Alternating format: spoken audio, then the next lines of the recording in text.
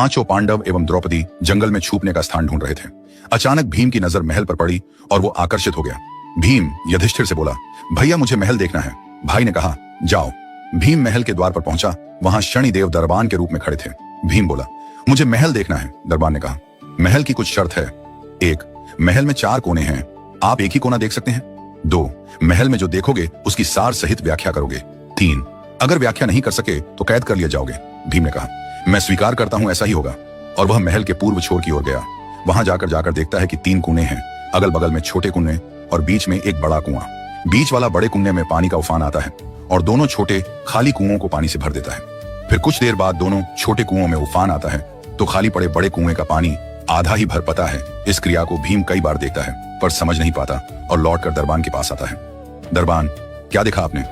भीम, महाशय मुझे समझ में नहीं आया। दरबान, आप शर्त के अनुसार बंदी हो गए हैं और बंदी घर में बैठा दिया। अर्जुन आया, बोला, मुझे महल देखना है। दरबान ने शर्त बता दी और अर्जुन पश्चिम वाले छोर की तरफ चला गया। आगे जाकर अर्जुन क्या देखता है? एक खेत में 2 फसल उग रही थी। एक तरफ बाजरे की फसल, दूसरी तरफ मक्का की फसल। बाजरे के पौधे से मक्का निकल रही तथा मक्का के पौधे से बाजरी निकल रही। अजीब लगा, कुछ समझ नहीं आया, वापस द्वार पर आ गया। दरबान ने पूछा, क्या देखा? अर्जुन बोला, महाशय सब कुछ देखा पर बाजरा और मक्का की बात समझ में नहीं आई। दरबान ने कहा, शर्त के अनुसार आप बंदी हैं। नकुल आया, बोला, मुझे महल देखना है। फिर वह उत्तर दिशा की ओर गया। वहां उसने देखा कि बहुत सारी सफेद गायें जब उनको भूख लगती है तो अपनी छोटी बच्चियों का दूध पीती है। उसे कुछ समझ नहीं आया, द्वार पर आया।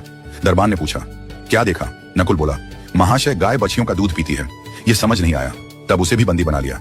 सहदेव आया, बोला, मुझे महल देखना है और वह दक्षिण दिशा की ओर गया। अंतिम कोना देखने के लिए क्या देखता है? वहां पर एक सोने की बड़ी शिला एक चांदी के सिक्के पर टिकी हुई डगमग डोले पर गिरती नहीं है। वह वापस द्वार पर आ गया और बोला, सोने की शिला की बात समझ में नहीं आई। तब वह भी बंदी हो गया। चारों भाई बहुत देर से नहीं आए। तब युधिष्ठिर को चिंता हुई। वह भी द्रौपदी सहित महल में गए। भाइयों के लिए पूछा।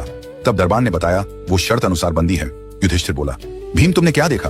भीम ने कुणाई के बारे में बताया। तब युधिष्ठिर ने कहा, यह कलयुग में होने वाला है। एक बाप 2 बेटों का पेट तो भर देगा परंतु 2 बेटे मिलकर एक बाप का पेट नहीं भर पाएंगे। भीम को छोड़ दिया। अर्जुन से पूछा, तुमने क्या देखा? उसने फसल के बारे में बताया। युधिष्ठिर ने कहा, यह भी कलयुग में होने वाला है। वंश परिवर्तन अर्थात ब्राह्मण के घर शूद्र की लड़की और शूद्र के घर बनिए की लड़की ब्याही जाएंगी। अर्जुन भी छूट गया। नकुल से पूछा, तुमने क्या देखा? तब उसने गाय का वृतांत बताया। तब युधिष्ठिर ने कहा, कलयुग में माताएं अपनी बेटियों के घर में पलेंगी बेटी का दाना खाएंगी और बेटे सेवा नहीं करेंगे। तब नकुल भी छूट गया। सहदेव से पूछा, तुमने क्या देखा? उसने सोने की शिला का वृतांत बताया। तब युधिष्ठिर बोले, कलयुग में पाप धर्म को दबाता रहेगा परंतु धर्म फिर भी जिंदा रहेगा, खत्म नहीं होगा। आज के कलयुग में ये सारी बातें सच साबित हो रही हैं। आप भी अपनी राय कमेंट करके बताएं।